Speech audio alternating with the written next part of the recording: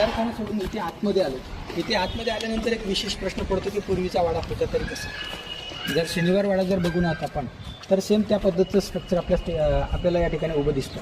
तर वास्तविक पाहता हा वाड्याच्या मधला चौक म्हणजे त्यांचं अंगण आणि अंगणाच्या ठिकाणी काय असते त्यांची तुळशी आणि वृंदावन आणि चौकाला लागून ठिकठिकाणी 13 खोल्यांचं बांधकाम होतं.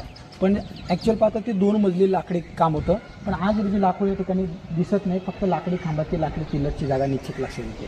तर पुरातत्व विभाग आपल्याला बांधून दाखवते बांधकाम की पाठीमागे रूम्स मधली जागा लाकडी खांबाची, समोर तिथे वरवंडा, मध्यभागी चौक की ज्या चौकाच्या ठिकाणी आपली तुळशी वृंदावन सुद्धा असतं.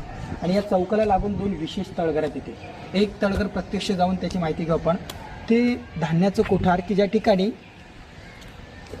त्या काळात दुष्काळ परिस्थिती जरी असली तरी आपल्याकडे पुरेसं अन्नधान्य साठवण्यासाठी हा धान्य साठा करण्याचं एक ठिकाण विशेष. आणि बाहेरच्या साईडला ह्या झरोक्या आहेत की आतमध्ये हवा येईल आणि